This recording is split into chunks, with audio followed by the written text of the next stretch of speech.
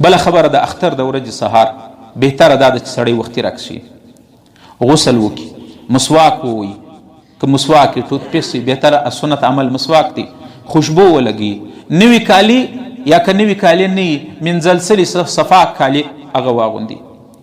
او د اختر د لمانځه سره راتللو څخه مخکې یو خوږ شی وخوري. افضله دا ده چې یو 3 دانې خرما وخوري یا یو میټایي و یو خوږ شی هغه وخوري. او د عیدګاه د لمانځه څخه مخکې فطرانه ورکړي. ګورئ فطرانه اوس نن هم ته ورکولی شي، هغه ځکه بهتره دا ده چې اوس یې لا ورکړي. کله د اختر په ورځ باندې سړي د نظره ووځي د اختر د لمانځه بعد یې ورکوي په ذمه باندې پاته شي، وخت یې د اختر د لمانځه څخه مخکې دی. نو صدقه فطر سرسایه اوس لا ورکولی شي. کم چاته چې زکات ورکول جایز دي و هغو ته سرسایه هم ورکول جایز دي. تېره جمعه ما وویله زکات او سرسایه کم خلکو ته ورکول افضله دي. اول د ټولو څه په خپلو قریبانو کې چې غریبان دي هغه ته، دویم دیني مدرسې، او دریم ما وویله د فلسطین مسلمانان هغه نن د امت ته سترګې کږي دي. بهرحال سرسایه ورکړي. او بیا بهتره دا ده چې د اختر لمانځه دپاره که څوک سواریم لري ډېر لرې نه یا عذر نه پیدل راسي په لار کې الله اکبر الله اکبر لا اله الا الله والله اکبر الله اکبر ولله الحمد دا تکبیرات وایي. چې کله عیدګاه ته ځای ته راورسېدې تکبیرات یې موقوف کړي. په لوی اختر کې په زوره په کوچني اختر کې دې آهسته وایي. او د اختر لمونځ پر چا باندې واجب دی؟ په کم چا باندې چې د جمعې لمونځ فرض دی په هغو باندې د اختر لمونځ، په کم چا چې د جمعې لمونځ فرض نه دی پر هغو باندې د اختر لمونځ نشته. مثلا معذوره سو په پښو باندې، زنانه سوله په زنانو باندې د جمعې لمونځ، اوس جمعې لمانځه ته او اختر لمانځه ته زنانو ته ضرورت نشته چې هغه راځي. ها که داسې ځای وي چې هلته د فتنې خوف و خطر نه وي وجود وي، لکه حرمینو شریفینو کې مکه مدینه کې زنانې شته، نو هلته زنانې هم د اختر لمونځ کولی شي. د اختر د لمانځه نیت اکثره خلک بیا د اختر په ورځ باندې پوښتنه کوي د اختر د لمانځه نیت دا دی نیت کوم 2 رکعاته واجب د کشني اختر په 6 زائد تکبیره سره د 6 تکبیرو زائد اقتدا مې د په دې امام سي مخ مې د کعبې شریف ته الله اکبر نیت کوم 2 رکعاته واجب د کشني اختر په 6 تکبیره زائد اقتدا مې د په دې امام سي مخ مې د کعبې شریف ته الله اکبر. اول الله اکبر چې وکي امام او مقتدی دواړه به لاسونه وتړي، لاسونه به داسې وتړي، سبحانک اللهم به ووایي. د سبحانک اللهم وروسته بیا 3 زائد تکبیرونه امام وایي.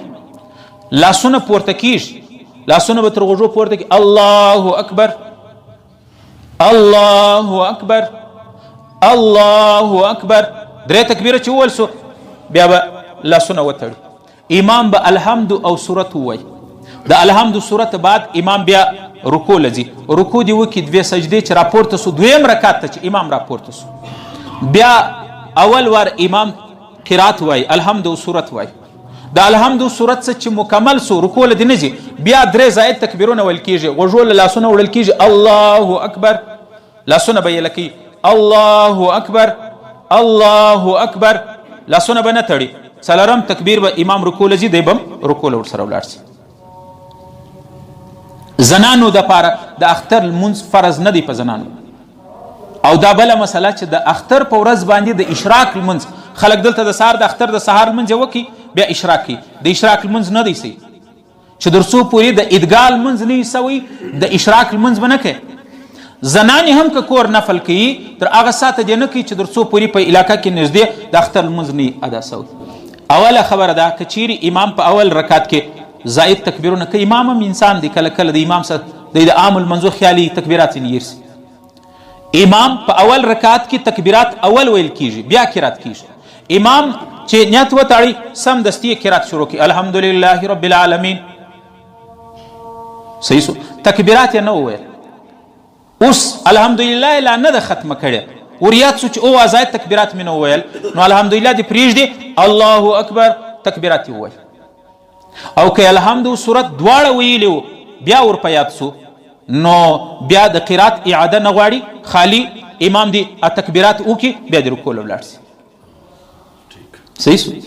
دویمه مسله دا په اول رکعت کې کچيري امام په دویم رکعت کې تکبیرات یې په دویم رکعت کې چې امام را پورته سي اول به قرات وای الحمد سورت وای بیا به 3 تکبیرات وای بیا به په څلورم تکبیر رکوع لځي.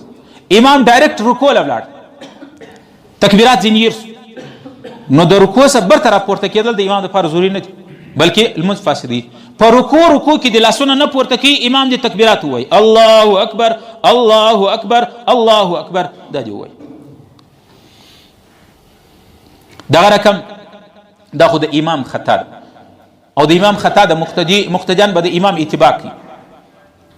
که چیرې په اختر په لمانځه کې واجب پاته سو یا یو فرض مقرر سو نو سجده سهو علما فقها وایي نه دی کوي ځکه مجمع زیاتې خلکو کې تشویش جوړیږي بس بغیر د سجده سهو لمونځ صحیح سو. سجده سهو کول د اختر په لمانځه کې نه دی کول پکار افضل دی چې پرېږدي. دا خو هغه صورت دی چې امام خطا وتی. اوس یو سړی دا زموږ خلک نیم خوانده دي.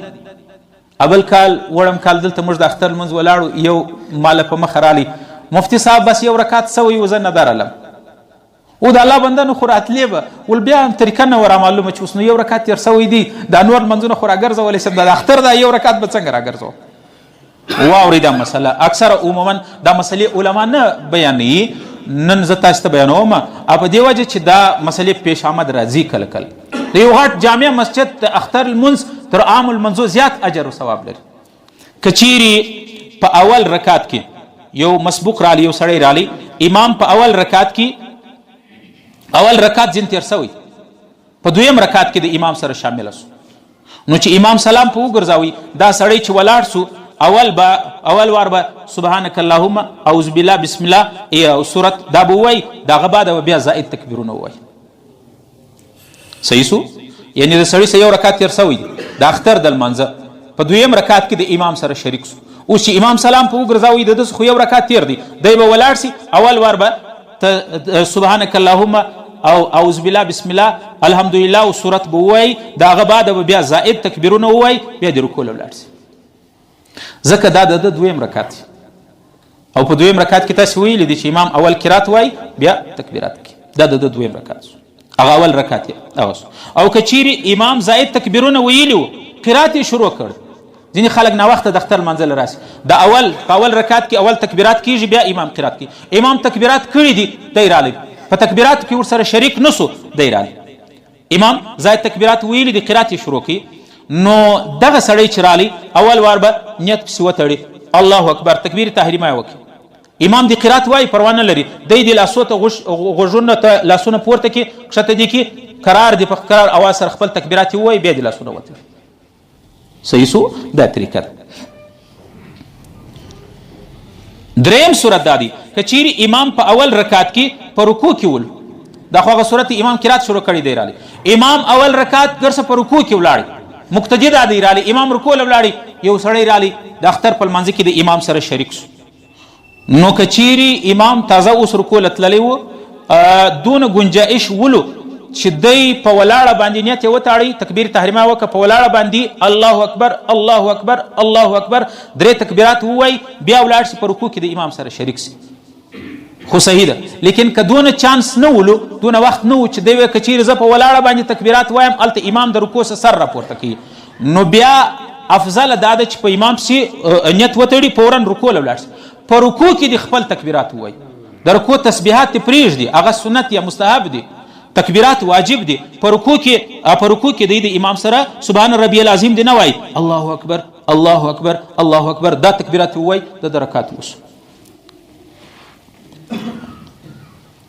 او که چیرې د امام د رکوع امام